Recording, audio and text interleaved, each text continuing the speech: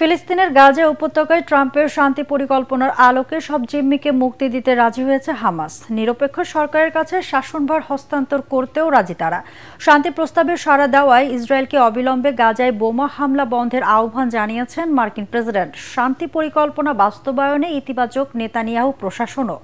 গাজায় হামলা সীমিত করার নির্দেশ দিয়েছেন ইসরায়েলের প্রধানমন্ত্রী। হামাস ইসরায়েলের ইতিবাচক এই সাড়াকে স্বাগত জানিয়েছে ইতালি, যুক্তরাজ্য, অস্ট্রেলিয়া, কলম্বিয়া। আরো জানাচ্ছেন নিয়াজ জামান সজীব।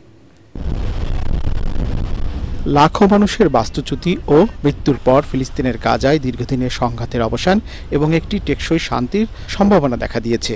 অবশেষে মার্কিন প্রেসিডেন্ট ডোনাল্ড ট্রাম্পের প্রস্তাবিত 20 দফা গাজা শান্তি পরিকল্পনার আলোকে জীবিত ও মৃত সব ইসরায়েলি জিম্মি মুক্তি দিতে সম্মত হয়েছে ফিলিস্তিনের সশস্ত্র সংগঠন হামাস।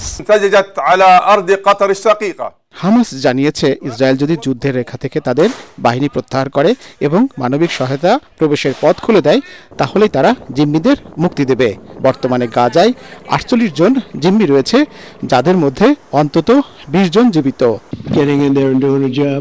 এদিকে অবিলম্বে গাজায় বোমা হামলা বন্ধের আহ্বান জানিয়েছেন মার্কিন প্রেসিডেন্ট ডোনাল্ড ট্রাম্প।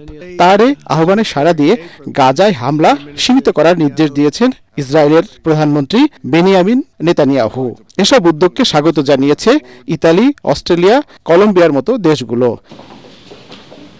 এর আগে ডোনাল্ড ট্রাম্প হামাসকে তার 20 দফা শান্তি পরিকল্পনা মেনে নেওয়ার জন্য রোববার সন্ধ্যা 6টা পর্যন্ত সময় বেঁধে দেয়। তিনি হুঁশিয়ার করে বলেন, যদি তারা সম্মত না হয় তাহলে গাজায় নরক নেমে আসবে। নিয়াজ জামান সজীব, এটিএন বাংলা।